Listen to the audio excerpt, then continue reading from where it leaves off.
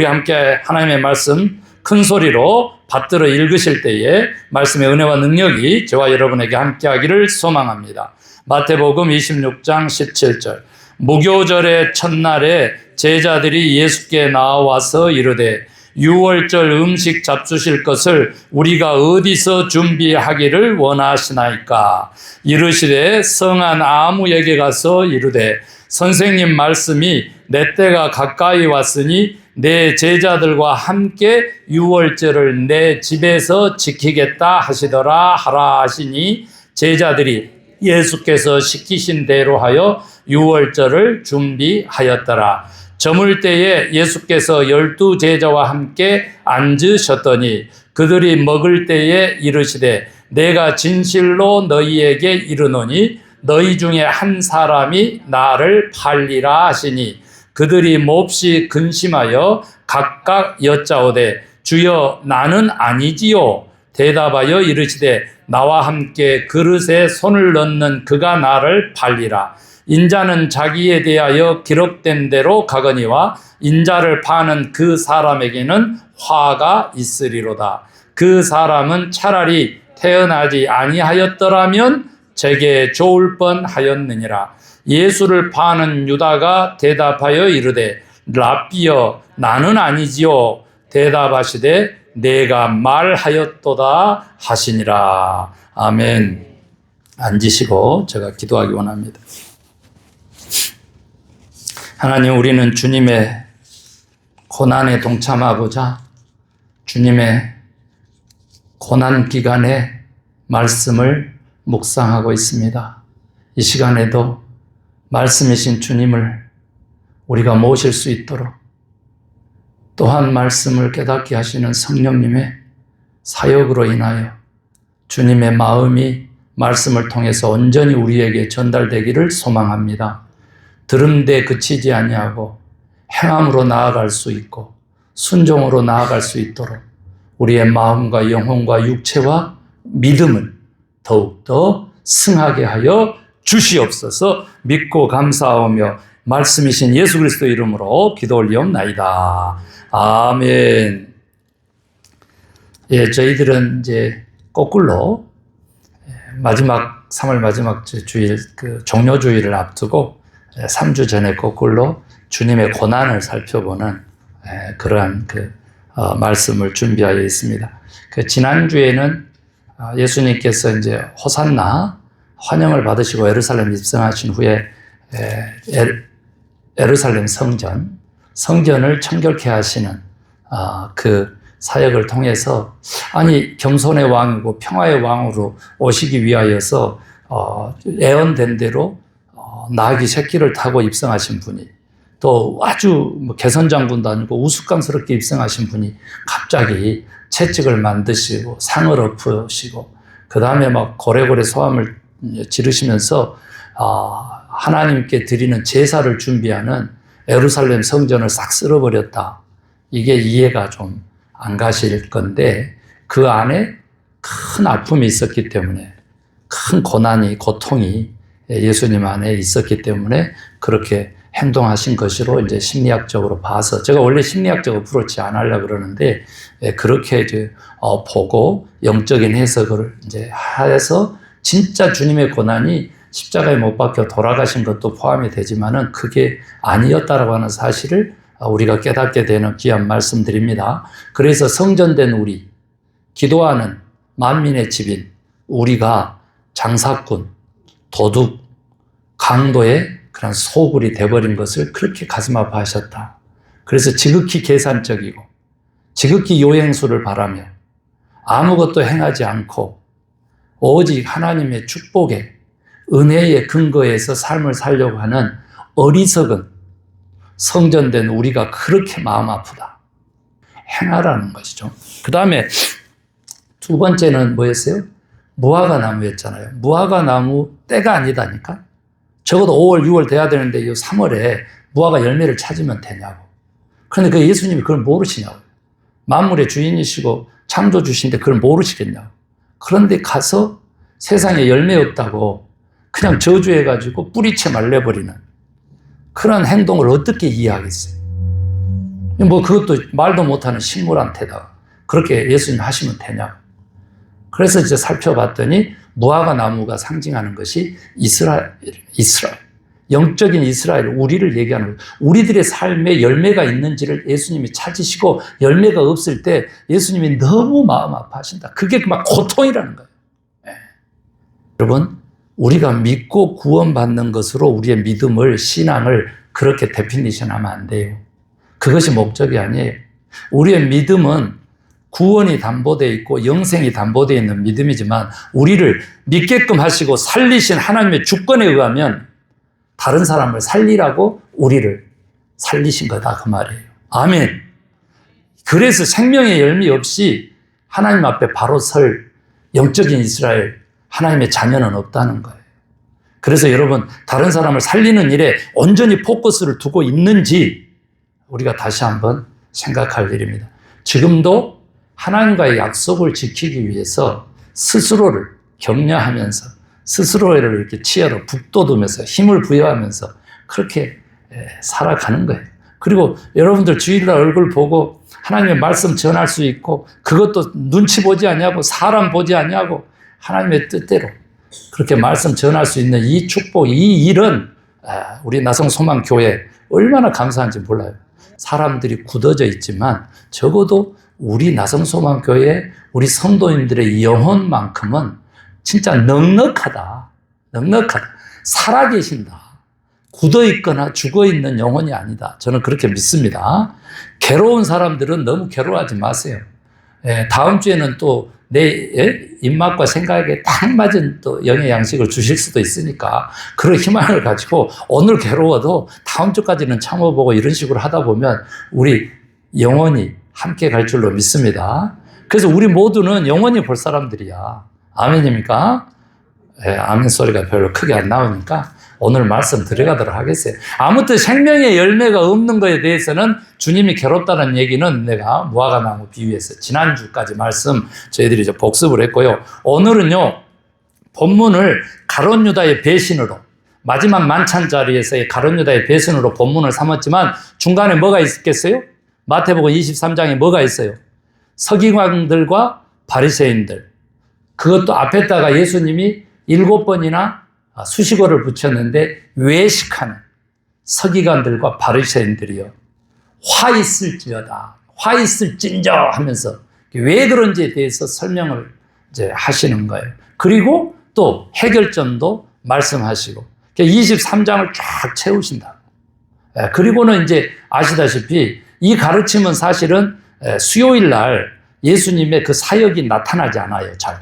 그런데 다 마태복음에 나와 있는 여러 천국 비유부터 해서 그 비유로 가르치신 엄청나게 많이 가르치셨는데 이 모든 가르치심이 수요일쯤 이루어지지 않았을까 이제 그렇게 우리는 예상하고 있고 오늘 수요일과 지금 목요일에 고난주간 그렇게 행하셨던 일들을 지금 이렇게 살펴보겠습니다. 여러분 7가지 7화라 그럽니다. 외식하는 서기관들, 율법 전문가들, 그 다음에 바리새인들, 종교적으로 엘리트들, 리더들, 그들에게 그때 당시요. 그들에게 화가 있다는데 그것도 저주를 하신 거죠. 그런데 7가지나 쏟아냈다는 거예요. 7가지. 그 중에 첫 번째가 뭐냐 그랬더니요. 이제 그거 가기 전에 저주 가기 전에 설명을 해요. 외식하는 서기관들과 바리새인들은 지금 모세의 자리에 앉았다. 일단 교만하고요. 두 번째, 저들의 가르침은 따라도 저들의 삶은 절대 따르거나 본받지 말아라. 삶이 송두리째 예수님에 의해서 부인되는 것입니다. 왜 그러냐 그렇게 설명을 했더니 저들은 다른 사람에게는 엄청난 무게와 짐을 지우면서 저들은 손가락 하나 까딱 않는다. 또 이렇게 얘기해요. 예수님 말씀이에요. 손가락 하나 까딱 하지 않는다. 실현되는 말씀의 주인공 올해 우리 교회 표잖아요. 행함이 없는 믿음은 뭐라고? 곧 죽은 믿음이다 그랬어요. 누가 그랬어요? 예수님의 동생 야고보 장로가 한 얘기예요. 초대교회의 리더였어요. 그것도 어떻게? 야고보 장로를 통해서 하나님의 말씀이라고 볼 수 있죠. 우리에게 명하시는 것. 그러니까 이렇게 돼요. 내가 믿노라 믿노라 믿노라 하면서 순종하지 않고 불순종하면 그건 가짜다. 그 믿음은 가짜예요. 그것을 일컬어서 뭐라 그러냐? 외식하는 바리새인. 그러니까 외식이 레스토랑 가서 그렇게 밥 먹는 거 그거 아니에요. 밥을 사서 먹는 거, 집 안에서 안 먹고 밖에서 먹는 거 외식, 그 외식이 아니야. 가짜, 그 말이에요. 거칠해, 그 말이에요. 형식주의, 그 말이에요. 모양은 있으나 능력은 부인하는, 저들에게서 돌아서버려라. 이렇게까지 얘기하는 바울은 디모데 후서에서 얘기했잖아요. 종말에 마지막 때에 이르러 고통하는 날이 이르러 그때에 나타나는 증상 중에 하나예요. 형식은 있는데 모양은 있는데 능력을 부인하는 것.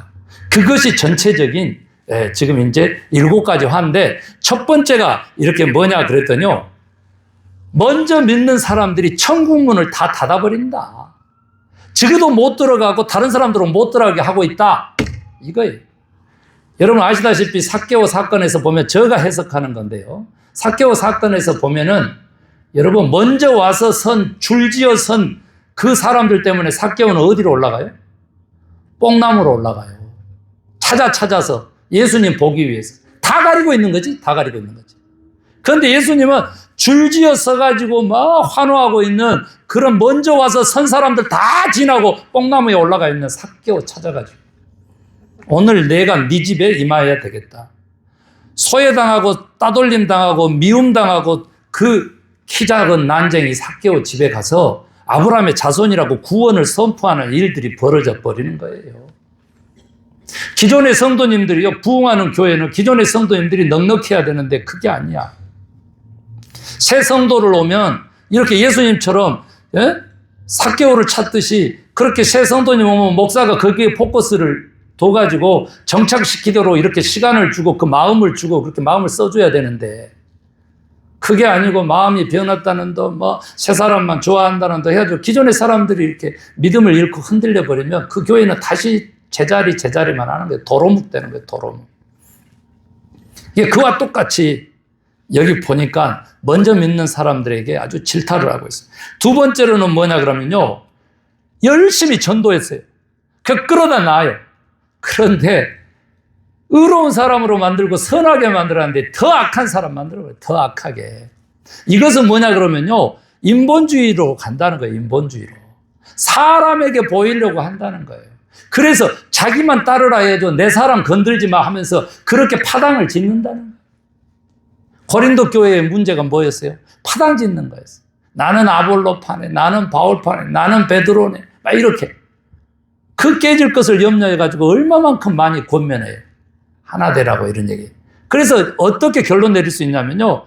그 외식이 사람을 데려다가 하나님을 만나게 해줘야 되는데 사람을 데려다가 자기 사람을 만드는 그러한 일들을 해가지고 천국을 못 가게 할 뿐 아니라 더 악한 존재로 만들어버린다. 그러니까 기본적으로 예수님은 뭐라면 먼저 믿는 너희가 참으로 악하다. 그런 얘기.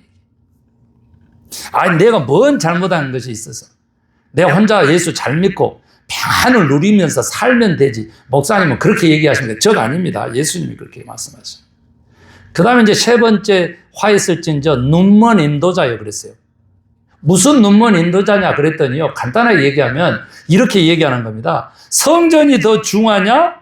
너희가 바친 성전의 금이 중하냐? 무엇이 너희가 바친 예물을 거룩하게 하냐? 교회가 너희의 바친 예물을 거룩하게 한다. 교회가 더 중요하다. 그러니 네 돈이 어디 가는 거에 그 관심하고 네 돈이 어떻게 쓰여지는 거에 그게 지나치게 관심하는 거 그것은 눈먼 봉사자들이 이끄는 것 같다. 그러면서 뭐라고 하면 약속, 맹세라고 예수님 나와 맹세. 이게 뭐냐면 하나님의 이름을 망령인데 일컫는 세 번째 11조 그 범죄 그거 하지 마라 그러는데 그것을 범죄하는 것과 같아요. 서원하는 거, 맹세한 거, 약속한 거 그것을 지켜야 되는데 지키지 않는다는 거죠. 그래서 어떻게 지키지 않느냐 그러면 간단하게 고르반 얘기도 이제 나중에 설명하시려고 나옵니다만 그게 아니에요. 이게 이렇게 되는 거예요. 부모에 불효하면서 인간의 도리를 못하면서 교회 팔고 믿음 팔고 하나님 팔고 이렇게 되는 거예요. 저주받을 놈들아, 이렇게 되는 거예요. 그래서 무슨 얘기를 하냐면 자기가 바치는 예물에 대해서는 높은 값을 매기고 그 예물을 거룩하게 하는 교회 공동체, 그리고 신앙, 또 더 나아가서는 하나님. 누가 거룩하게 하냐, 이거. 하나님이신데 거기에 대한 관심이 없다. 그러니까 우리가 신앙생활로 이제 제가 뒤집어 보면 물질적으로 좀 더 나아지고 보다 더 넓은 집을 가지고 보다 좋은 차를 타는 것을 축복으로 생각하고 살아가는 수억의 그리스도인들을 양산하는 이 거짓 선지자들이 눈먼 인도자다. 그거예요. 눈먼 인도자다. 그래서 구체적으로 나와버립니다. 어떻게? 11조를 하는데요. 우리가 아시다시피 박하입이라고 있잖아요. 그거 11조를 해. 그러니까 박하입 10장 땄으면 한 장 성전에 바칠 거 이렇게 나눈다니까. 회향.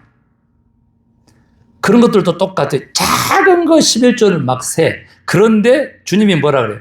보다 중한, 따라하십시다. 정의, 긍휼, 믿음.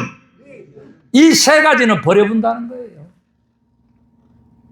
저는 이 박하, 회양 근처의 11조는 드리면서 이보다 더 중한 정의와 긍휼, 불쌍히 여기는 사랑과 믿음은 버리는 이 저주받을 놈들아. 이렇게 얘기해요. 그러면서 뭐라 그런지 아세요? 딱 이 비유하고 같다 하면서 예수님이 가르쳐 주는데 하루 살리는 걸르고 낙타를 삼키는 자들아. 제가 설교 제목을 낙타를 삼키는 자들 한 번 했어요. 그랬더니 그냥 얼마나 기분 나빠하는지 몰라요. 얼마나. 무슨 얘기예요? 포커스가. 자기 믿음에, 어떤 그 행동에, 그런 거에 대해서는 자기 중심적이니까 얼마나 관심이 많은지 몰라.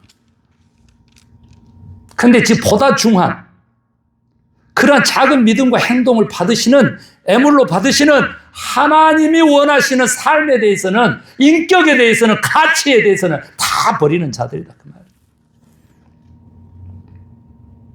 우리들의 신앙생활에 정수를 때리는 거예요. 무엇이 정인지 옳은 것이 없는 시대를 사는 우리 젊은이들을 보고 내가 가슴을 치고 아파하는 거예요. 예수님도 고통스러워 하실 거예요. 오직 이익이 있으면 선이고, 목사님도 좋은 목사고, 이익이 없으면 목사님이 악한 목사고,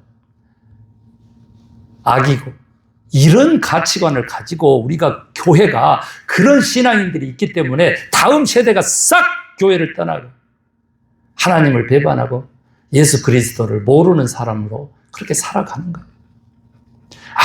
아무리 우리가 좀 변화돼서 이렇게 합시다 이렇게 해도 하나님은 저에게 그만한 힘을 가진 성도님들과 그러한 기회와 위치와 권위와 자리를 안 주시니까 기도할 수밖에 없는 거죠.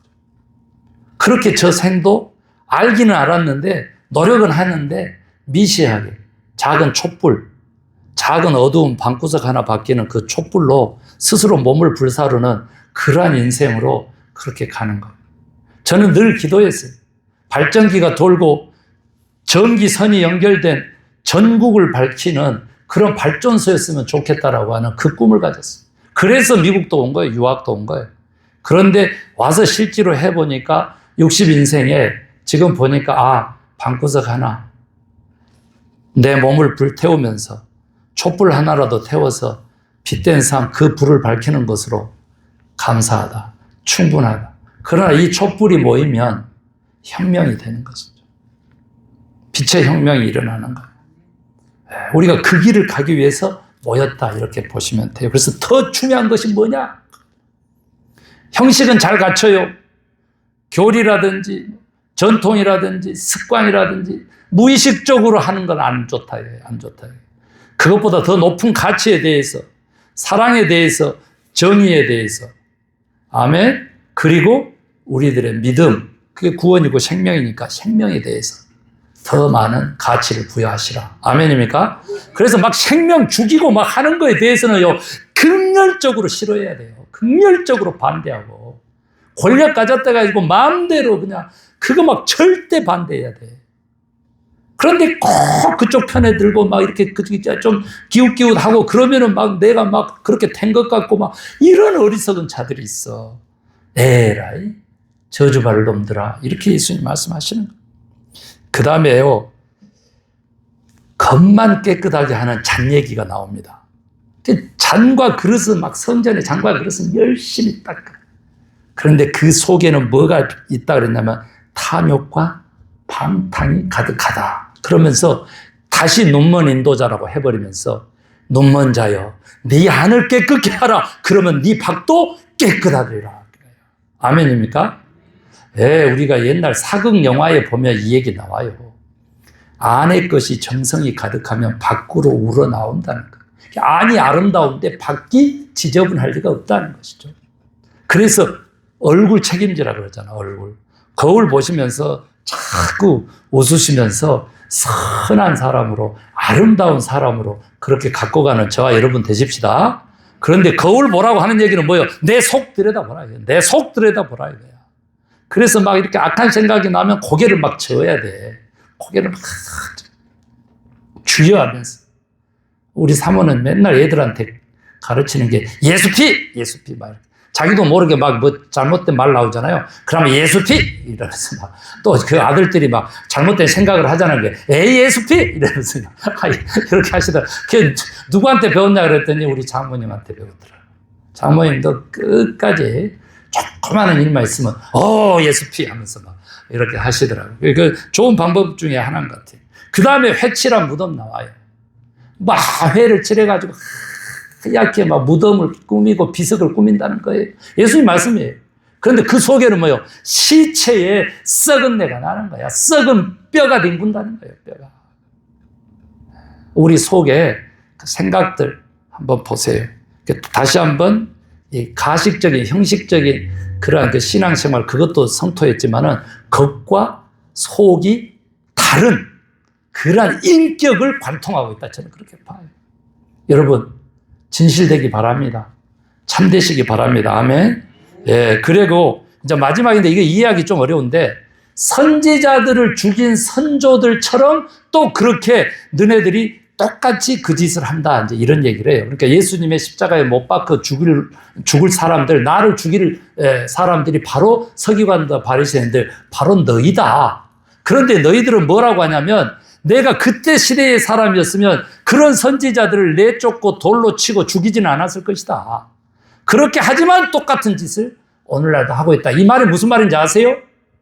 역사를 통해서 배우지 않는, 교회의 히스토리, 성경에 나와 있는 위대한 신앙인들의 일대기를 통해서 배우지 않는, 역사의식이 없는 신앙인들에 대해서 아주 질타하는 것입니다. 여러분, 제가 우리 실제적인 삶으로는 내가 안 갈라 그래.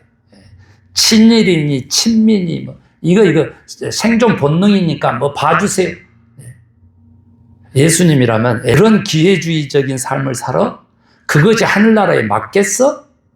그런데 그런 인간형을 지향하는 뉴라이트를 가지고요, 기독교 사상으로 포장하는 그러한 교회를 망가뜨리는 아주 원흉이 있지만은 모두가 다 숭상하는 거예요. 모두가 숭상해요. 정말 너무너무 가슴 아프고 안타깝습니다. 에라이 저주받을 놈들아. 예수님이 그렇게 말하는 게 얼마나 가슴 아프면. 그런데 한번 보세요. 오늘 본문 갑니다. 그것뿐만 아니라 그것을 관통하는 거예요. 제자들을 모아놓고 마지막 만찬장이에요. 음식도 다 차리라 그럽니다. 오늘 본문에 보면. 그리고 뭐예요? 제자들의 발을 다 씻어요. 발까지 다 씻어. 손만 씻고 음식 나누면 되는데 그날은 발까지 다 씻어. 이 발 씻은 얘기는 제가 나중에 하고, 그렇게 하는데 이제 먹으면 돼요. 그런데 그 얼마나 감동적으로 먹은 줄 아세요? 발 다 씻어가지고 앉아서 밥을 먹으니까 얼마나 제자들 감동적이에요. 그런데 예수님이 느닷없이 이 중에서 한 놈이 나를 팔 거야, 나를 배신할 거야 이러는 거예요. 그러니까 제자들이 다 나는 아니지요 했어. 나는 아니지요, 나는 아니죠, 나는 아니죠 그랬다고. 그랬더니 예수님이 딱 말씀하시는 거예요. 이게 됩니까? 침묵하시지. 왜 하필이면 나하고 함께 빵그릇에, 떡그릇에, 밥그릇에 손을 넣는 자, 그 자다 그래 버리는 거예요. 그래 마침 그때 빵그릇에 손을 뻗은 자가 누구예요? 가룟 유다야. 같이 이렇게 보아서. 그 말을 하니까 가룟 유다가 뜨끔해가지고 얼른 손을 빼면서 주님 나는 아니지요. 이렇게 얘기했더니 네가 말한다. 이래 버리는 거야. 어떻게 되겠어요? 가룟 유다가 그에 앉아서 빵 한 조각 먹겠어요? 못 먹은 거야. 뛰쳐나간 거야. 그래서 종교 지도자들, 로마 군인들 다 동원해가지고 이제 바로 겟세마네로 올라가시는데, 옮겨가시는데 그냥 겟세마네 동산까지 가가지고 예수님 잡아와 버리는 거 아니에요. 그런데 예수님이 은 30에 이미 유대 종교주의단 그 서기관들, 바리사인들 화했을진저 저주받을 놈들하고 같이 짠 것을 알았을까요? 몰랐을까요? 예수님 아신 거야. 그럼에도 불구하고 끝까지 사랑하면서 그 자리에 있었던 거예요. 너무 아파서. 뭐가 아팠냐? 외식하고 가식적인 신앙도 아프셨지만 그건 설명 많이 했으니까. 배신하는 거. 신의를 저버린 것이 너무, 믿음을 저버린 것이 너무 가슴이 아프니까 그 제자들 앞에서 3년 반 동안 동고동락했던 그 제자들 앞에서, 그것도 살림을 맡았던 것으로 알려져 있는 그 가룟 유다를 그냥 그 자리에서 팩트 폭격, 팩폭을 하셨다. 배신이, 믿음을 저버리는 그 신이 없음이 너무 가슴 아팠어요. 그래서 저는 늘 설교합니다. 사랑은 믿음에서 시작되고 믿음으로 유지되며 믿음을 잃으면 끝나는 거예요. 여러분요, 사랑하면 믿으셔야 돼요. 하나님에 대해서도 간단한 믿음이라고 하는 거예요. 믿음이 있으면 사랑을 누리게 돼요. 목회자와 성도, 부부 간에도, 부모 자식 간에도 신의를 지키고 약속을 지키고 믿어주고 그러면 사랑이 다시 회복되는 역사가 있을 줄로 있습니다. 피아노 반주에 맞춰서 말씀 생각하시면서 결단의 기도 그렇게 하십시다. 하나님이 훨씬 더 중요합니다. 하나님이, 우리의 생명을 주권하시는 하나님이 사람보다 훨씬 중요하고요, 물질보다도 훨씬 중요합니다. 그런데 그 하나님이요, 사람 사랑하는 것이 곧 나를 사랑하는 것이라고 해주신 그 하나님이세요. 그래서 신이 인간이 되신 이 기독교의 진리를 우리가 소유할진데, 하나님 사랑합니다 하면서 성도 상호 간에도 신의를 지키고 믿음을 지키고 기대를 저버리지 않는, 믿음을 저버리지 않는 복된 성도의 삶 사시기를 주 예수 그리스도의 이름으로 축원합니다.